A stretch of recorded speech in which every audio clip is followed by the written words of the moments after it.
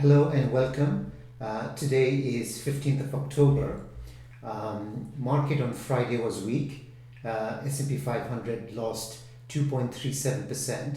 Nasdaq Composite lost over 3%. Since Thursday's release of the CPI report, we see market was quite volatile. This is a daily chart of S&P 500. After the CPI report was released, S&P 500 fell sharply and then recovered. You see this big bullish green candle. So that suggested that market might reverse, but there was no follow through on Friday. It opened higher. It touched the daily 20-day moving average and sold off.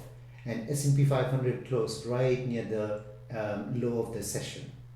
It closed just above this area, 3570, which is the near-term support. It's closed right above that level. Now let's try to understand what's happening in the stock market and where stock market might go. To do that, we have to look at the bond market. So let's look at the yields first. So this is the April 2023 Fed Funds future. So you can see that it's been going up. It closed at 4.96%. It was up 7 basis points on Friday. So it's just below the 5%. Market now expects that Federal Reserve will have to increase interest rate to up to 5% after last Thursday's CPI report. The CPI report was above market's expectation, and it shows that inflation is still quite high and widespread.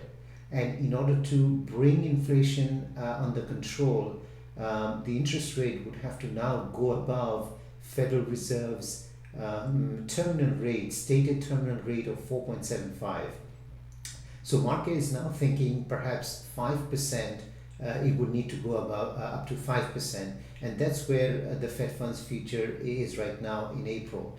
Now it may go even higher. I'm not sure that it goes much above 5%. Thing to remember is that as early as March of this year, Fed funds rate was close to 0%. And if a year later, let's say by March or April of next year, Federal Reserve increases interest rate to 5%, that would be a huge increase from 0 to 5% in a very short period of time. That would be one of the fastest increases in history. And you would think that if the interest rate goes up to 5%, if the Federal Reserve increases to 5%, maybe something won't break in the economy, but something may break in the financial system. We saw in the UK when yields backed up, the pension funds were on the verge of collapsing, and Bank of England had to step in and support, buy bonds to support the pension fund sector. So it's entirely possible that something similar could happen if interest rate go up to 5% in a very short period of time. So that's something to keep an eye on. But either way, the market is now expecting Federal Reserve to increase it to 5%, at least for now. We'll see whether or not market expects it to go up to 5.25%. I mean, if the market believes that the Federal Reserve will increase to 5% and leave it there, then we may be coming towards the top end of the rate increases because it's already at 5%. If the market believes that Federal Reserve has to go above 5% to 5.25, then there's a little bit more to go. But if it's to 5%, then we're almost there, and chances are the yields may not go up further. So we'll see how the Fed funds futures react in coming days. If I look at the June, this is the June one. June closed at 4.94, so it's also close to 5%. And if I look at the September of 2023, that's at 4.86. So pretty much market is now expecting the Federal Reserve to increase interest rate to around 5% by early Q1, definitely by Q2 of 2023. If you look at the 2-year closed at 4.5. So 2-year at 4.5. So the question is, if the top end, if the terminal rate is around 5%, 2-year probably have a little bit more to go, maybe 10, 15 basis points. So it might also be coming towards the upper end of the range for the time being, until and unless we see more data, and if future data suggests that interest rate may have to go up further, then we'll see a move up. Keep in mind that Federal Reserve is going to be meeting in November and provide some more guidance as to what they think the terminal rate is. So until that time, I'm not sure that 2-year goes up that much, maybe 10 basis points more, and then stay there. And if we look at the 10-year closed just above 4%. Now, on Thursday, after the CPI report, the 10-year actually went up above 4%. So it traded as high as, right here, as high as 4.05, and then it pulled back and closed below 5%. And then on Friday, it went up to, it closed just above 4%. Now, one of the reasons why we haven't seen a significant rise in 10%, say well above 4%, is the 10-year is discounting a couple of concerns. One is that is if the Federal Reserve increases interest rate all the way to 5% or even beyond, there could be a break in the financial system. Something could break in the financial system, which may cause Federal Reserve to step in. So that's a risk that the 10-year is reflecting. And the second one, the 10-year is reflecting, is the fact that if the Federal Reserve increases interest rate to 5% by, say, middle of next year, there is a higher probability that US would be in a recession, slightly more deeper than, let's say, soft landing. And that's basically what the 10-year is reflecting. As a result, we haven't seen a big spike in 10-year. We haven't seen 10-year go to 420, 425 yet. I think those are the concerns that the 10-year is reflecting. And if you look at the 30-year is also around 4%, because the long end of the yield curve, although they're going up, is reflecting the fact that there could be a recession in the US in either towards the end of 2023 and in 2024. And so the long end is lagging behind. So the long end is lagging behind. So their 30-year is about around 4%. So is the 10-year. So the yield curve is now becoming inverted. The spread between the 10 and the 2 is now 50 basis point. So we'll see what happens if the 10-year doesn't go significantly more from current level. Let's say 415, 420.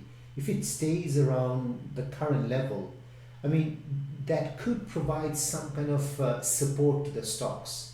But if 10-year goes to 415, 420, then definitely there could be some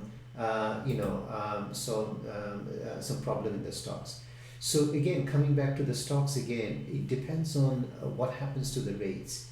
If you believe that the rates are close to reaching their top for now, then we could see some kind of support in stocks. So if you look at S&P 500, S&P 500 traded as low as 3,500 on Thursday. Now 3,500 is an important level. So if we look at the weekly chart right here, so you can see the fibs. The 0.5 50% retracement is around 3,500. You can see it tagged 3,500 on Thursday. This is a weekly candle. So you can see that last week it touched 3,500 and then bounced and closed above that level. So if 10-year doesn't go much above say 4%, then 35 could very well be a base. And beyond 35, you've got this one, which is the pre-pandemic high, which is around 34.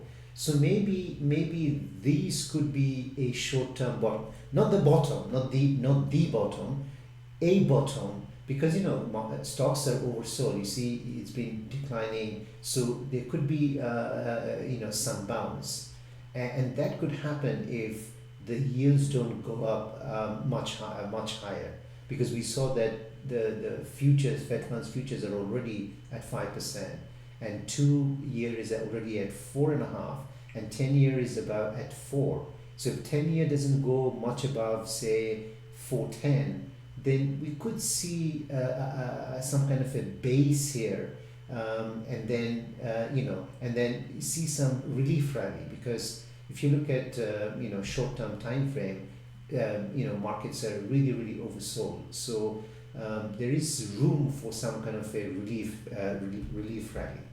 So it's interesting. It would be important to see what happens to the bond market. But for the time being, S&P 500, 35 is the first area of support, and then 3380 would be the next area, which brings us to this to the pre-pandemic high.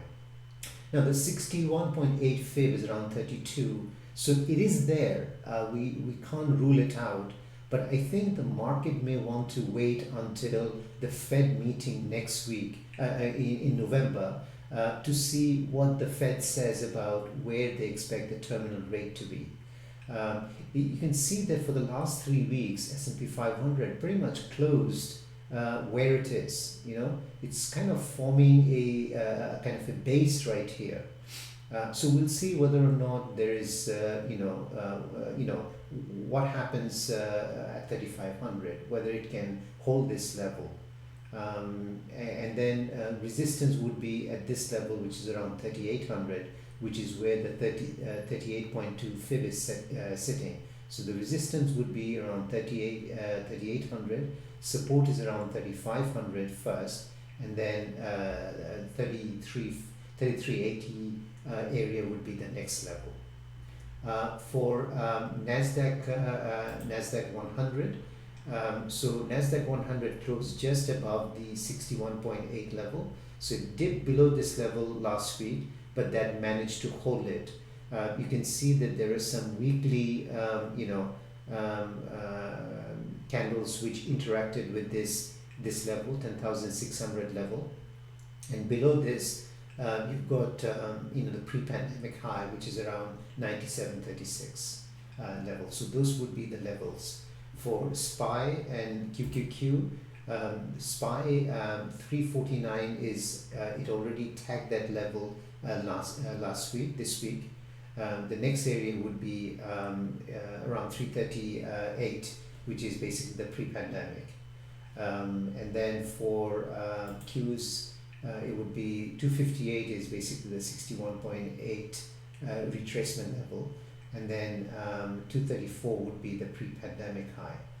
Now, if we look at Russell quickly, Russell hasn't made a new low. This is the mid-June low. It hasn't gone below, so it's trying to form a base right here. So if it breaks below this level, then Russell's 61.8 retracement from the COVID lows to the recent high is around 153. So that would be the next area of support. But it is kind of forming a base here too.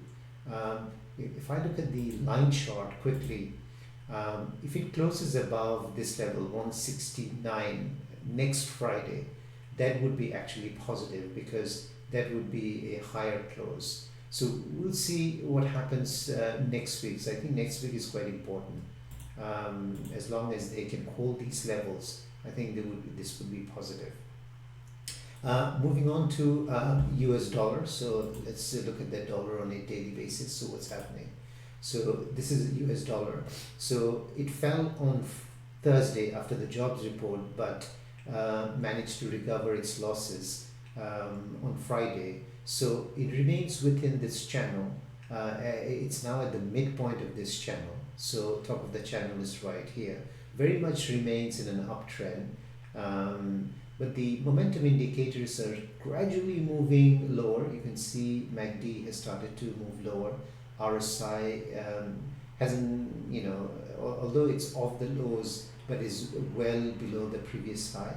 So you can see that the momentum indicators are, trending lower a little bit, but at least the price is still, in a strong uptrend. There's no sign of any breakdown or reversal. Even if it pulls back to the bottom of this channel, it would still be in an uptrend.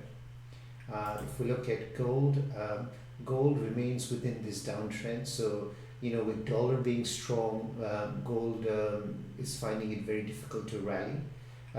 So it's now kind of in the middle of this channel.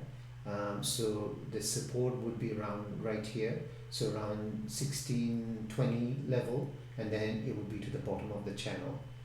Resistance would be at the midpoint of the channel, and then this 1750 level. Moving on to oil. So oil is, after this run, it wasn't able to follow through and move up to this level, so it's been moving lower. This is interesting. Even though OPEC has announced a production cut, but since that announcement, it hasn't been able to follow through. In fact, it's been pulling back. This is happening because there is now concern that there will be a global recession. Europe is quite weak. China is quite weak. US is heading towards weakness. So there is an OPEC themselves predicted that the global demand would fall. As a result, the oil price is reflecting that. So the near-term support is now around 81.50, and then this previous low around 76 comes into play. Momentum indicators are weak. RSI has been falling. MACD hasn't been able to close above the zero line. So this is looking weak for the time being. If we look at VIX, VIX is very interesting because even though market has fallen quite a bit on Friday, VIX managed to close flat. In fact, we haven't seen a big spike. A lot of people have been looking for a big spike in VIX to 40 plus, 45 plus, in that neighborhood, but VIX hasn't done much. In fact, the momentum indicators are kind of flat. RSI has been making a lower high. If I look at the weekly chart of VIX, you can see on a weekly basis, RSI is right now at this level. This level is around 61.8 level. You can see that each time it came to this level, VIX struggled. So if you see last time it was at RSI was at this level, you can see there was a drop in VIX. When RSI was again at this level in February, VIX fell. There was a brief period of time when it went above 61 point, but it quickly fell back. You can see right here when it reached this level, 61.8, VIX fell. So right now RSI is at this level again. So the question is VIX going to pull back? We'll have to see. Even if it goes up above 61.8, you can see that it doesn't stay there for too long. You can see that it was there for a short period of time, pull back. The only other time that VIX actually went well above 61.8 was during the pandemic low, when there was a very big drop in a very short period of time. So VIX, rose. But otherwise, you see that it doesn't go above and stay. There were brief periods of time when it rose above 61.8. So it looks like RSI 61.8 is an important level. So if VIX is not able to go above, then we could see some pullback, and we might see some contraction in volatility in coming days, and that should bode well for stocks. If we look at the individual sectors, they're all looking very weak. This is XLK. It has closed below the previous low right here. The next area of support would be the Thursday's low right here.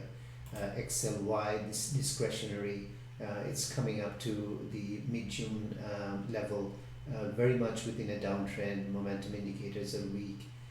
Financials, although well, still above the June lows, but it still looks quite weak. If we look at some of the defensive sectors like XLU, I mean, you can see just looking terrible. It's falling sharply. Still not seeing any sign of a bottom, but oversold. If you look at RSI, RSI is in oversold territory. If we look at semiconductors, I mean, that's looking very weak also. Very much a downtrend. I mean, with all the companies coming out and saying that business conditions are going to be weak, it's unlikely that we're going to see any significant bounce in SOXS semiconductor for a while. Biotechs, they're hanging in there. I mean, they're still well above the lows, the previous lows. They're hanging in there, but they are in a downtrend. This is the support area, 75. As long as this is not breached, it is coming to that level. So we'll see whether or not it can hold this level. Solar, it was looking promising about a month or so ago, but it started to go lower. It's not showing any signs of a bottom at this point. If we look at Bitcoin basically is going nowhere. It's going sideways. Between 24.6 and then and then 17.6 is just trading sideways. Ethereum, again, it's also going sideways. It's not doing much. At least they're not falling. They're trying to form a base. If we look at some of the individual stocks, Tesla, this is looking really, really weak. On Thursday, it bounced off the June lows, but then on Friday, it closed below this. It's looking weak, but very oversold. If you look at the RSI is at 24.68, very, very oversold. So we could very well see a bounce, but with momentum indicators weak, not sure that we're gonna see a significant rally. But there is room for a bounce in Tesla. Apple, another thing is Tesla, they report earnings next week, so maybe that might be the catalyst that provides some kind of a relief rally. So we'll see. Apple closed right at this level. This area is now quite important because you see there have been a number of touches at this level. So if this level is breached, then Thursday's low of 135 comes into play, and then the June lows right here. But it's been trying to hold this. It held this level a number of times. If you look at the weekly chart, you can see 3 weekly candles interacted with this level. So this is an important level, 138. So we'll see whether or not Apple can hold this level. Other stocks, Amazon, continues to continues to go down. It consolidated right here, but then wasn't able to hold, and then it consolidated right here, and then fell below this level. So support after support is being broken. So this is an area of interest now. Not sure whether this is going to hold, because it hasn't held any previous support levels. So not sure whether. Basically, it depends on what happens to S&P 500. If the market goes up, I would expect S&P Amazon to go up. If market falls, they will fall. It's simple as that. So this would be an area of interest, and below there is the 101. If you look at the weekly chart, you can see 101 is an important level. There are a number of interactions at this level previously. So if this level is breached, I don't know. So we'll see. We'll see what happens. Microsoft very much in a downtrend, heading towards the bottom of this channel. So not seeing any signs of reversal. Nvidia continues to slide down along this downward sloping channel. Right now it's at the bottom of the channel. It can go down, slide down. Again, it depends on what happens to the overall market. If the market continues to move lower, I don't see any reason why they should go up. They can continue to fall. So it's important to see what happens to rates. I think the yields, in coming days will give us some clue as to whether or not market bottoms or whether we just crash and burn. Well, thank you very much for the video. If you like the content, please consider subscribing, sharing. Thank you very much.